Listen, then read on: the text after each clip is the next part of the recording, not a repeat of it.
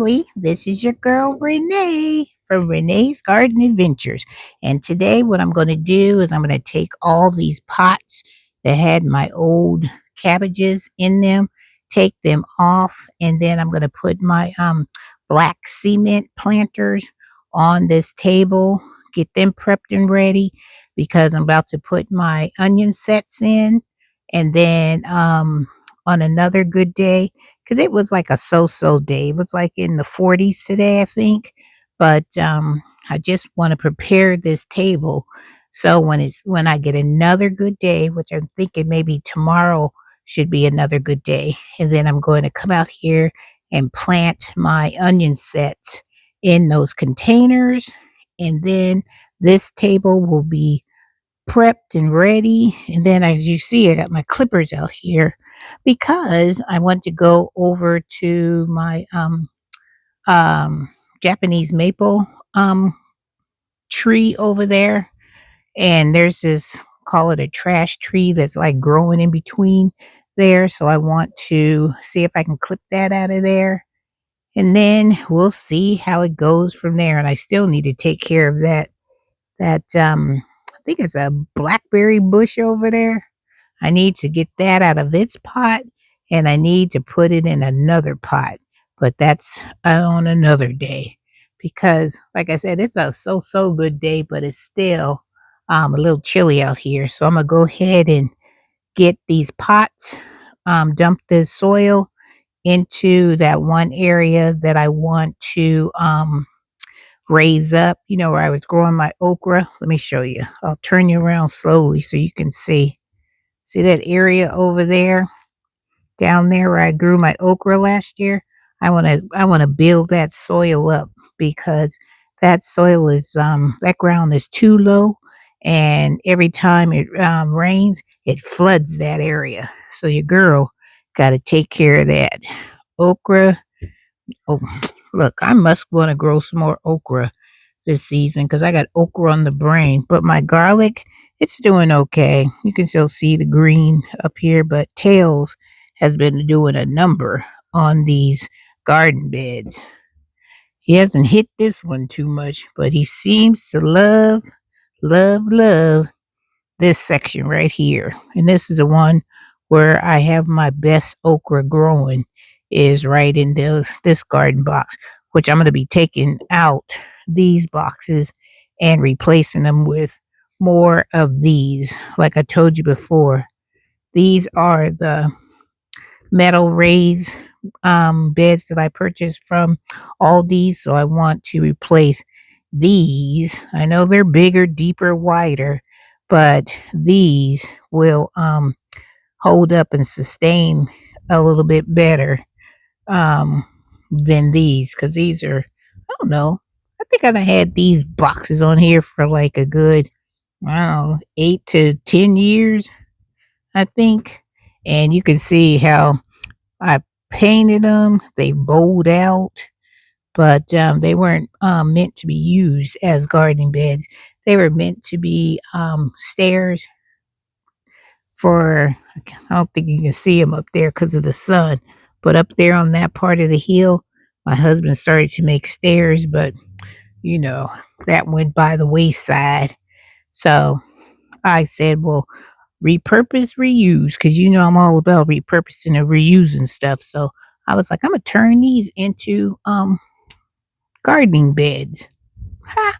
Couldn't they? Like, put a little fabric. See this fabric on the bottom to hold the dirt in for falling out. Fill that bad boy up with some good soil and compost, and I started growing, because this is usually where I have my tomatoes here, where I had all them doggone hornworms. Lord Jesus, say a prayer for me this season that I don't have to deal with that. Whew. Those things just took over, and I was battling them things left and right. Whew. So I could sit there and talk to you guys all day long, but let's get this all cleared out. And when I move these pots, now this one I'll probably leave. Well, I'll put this over in the herb garden, because this is that St. John's wort, and see, it's still growing.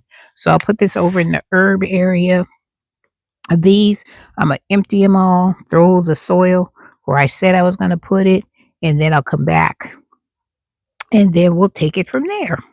All right, you guys.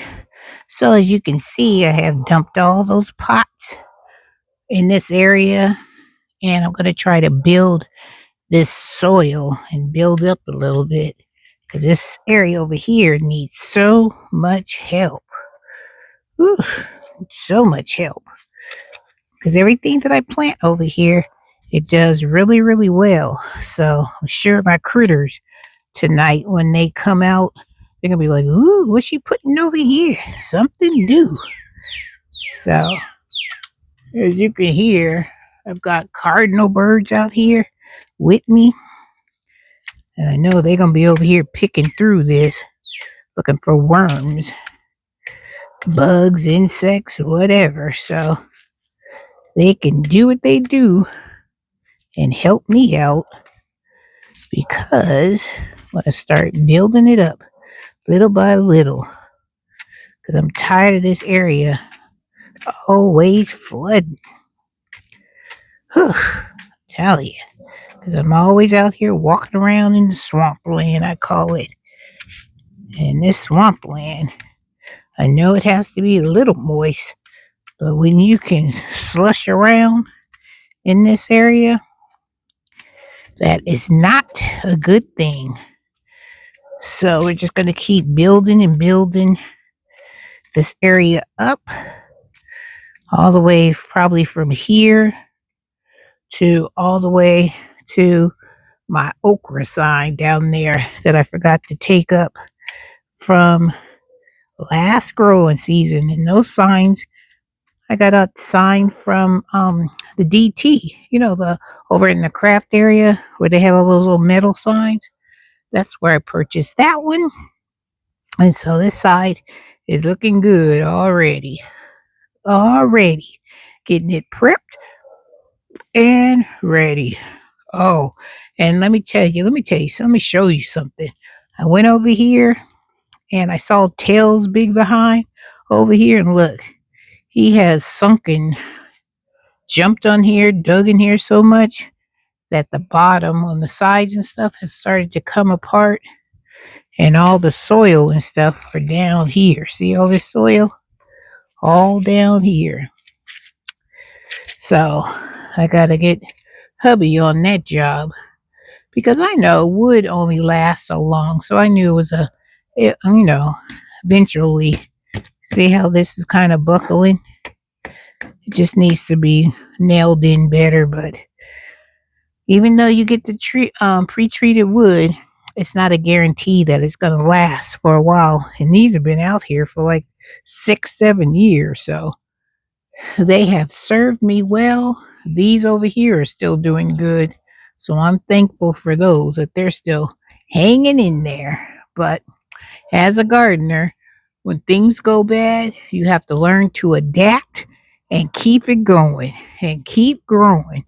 Don't ever let anything deter you from trying to stop you from growing what you need to do. So let me go show you about that bush of my Japanese maple, what I need to cut out of here. So let's walk on over here to this part of the garden. Do you see this big old limb? I don't know if you guys can see it, but I'll see if I can put my rake on it so you'll see what I'm talking about. Okay, here's my rake. You see this branch right here? This is called a trash tree, and I got that root going all the way down inside of this maple, Japanese maple.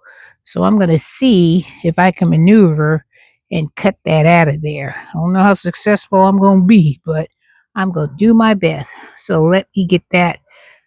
Well, I'm going to attempt this. So let me see if I can wiggle that out of there.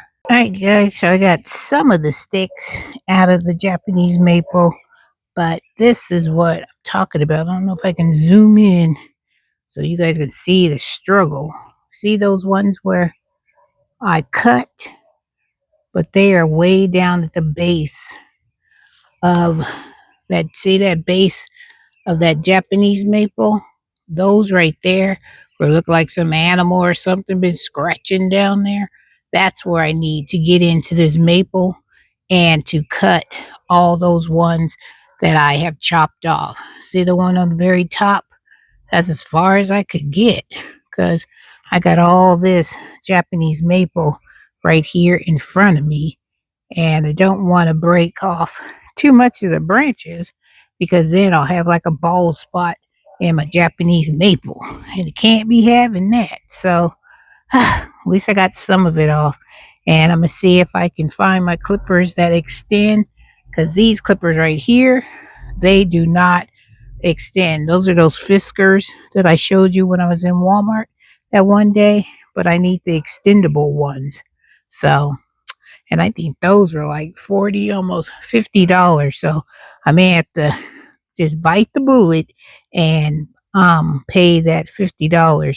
So I'll be able to have some better quality clippers. And then I have to get in there with them rose bushes, because look at this.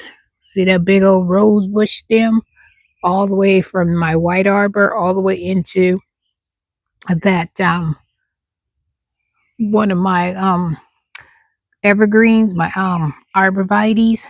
I need to cut all that off too. So I'm working on it little by little. Your girl is out here chopping this stuff down, because in spring you don't want that to get hold and start growing, because once you get to let that thing grow, shoot, them thorns are going to be super, super prickly, and you're going to have a big old mess on your hands. So this is the best time to do it now or in the fall. I cut some of them off in the fall, but then what happened?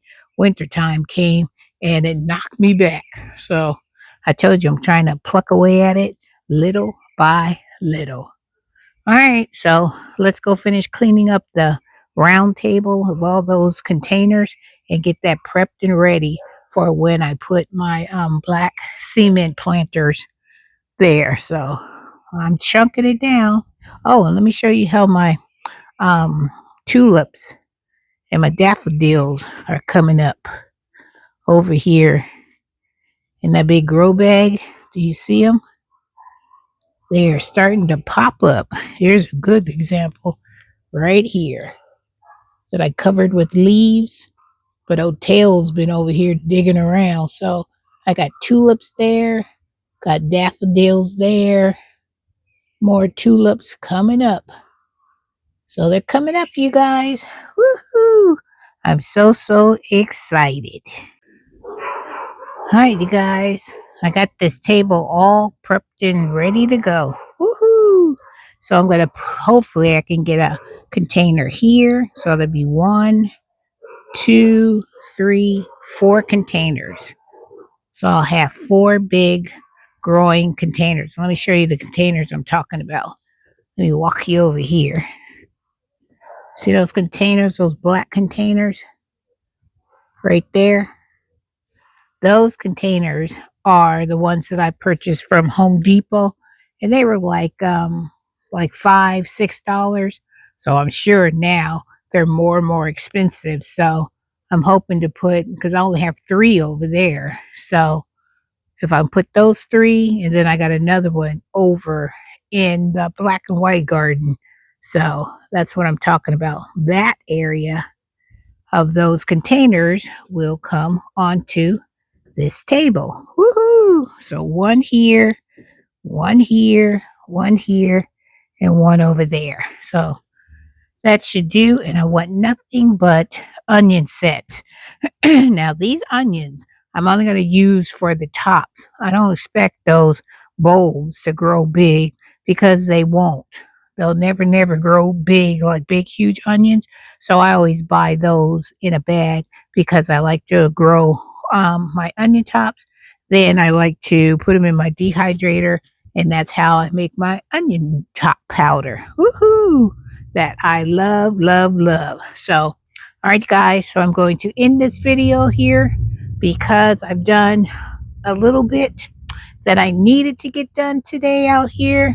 And it's getting, look at this, my hands getting all wrinkly and pruny. Look at that. let you know it is cold, cold, cold. You can tell it by my voice that it's getting kind of hoarse, and I'm always got to clear my voice because it's so doggone cold out here. So, all right, spring will be here soon, you guys. So just hang on tough. It's already soon to be March soon, and so when we get into March, get into like the middle of March, beginning of April, it is time to get popping, get growing, get the planting, whatever you need to be growing in your garden. So I know you guys have been starting your seeds because I've been checking you guys out. And thank you for keeping me motivated to keep myself planting my seeds and getting my seedlings ready to come out into this garden this season. And we all, I'm saying it now, I'm blessing us all now so we can have a abundance of food growing in our garden. All right, guys, love you all. And Miss Renee will catch you in the next video. Woohoo! Come on, garlic. You need to grow too. Grow, grow, grow.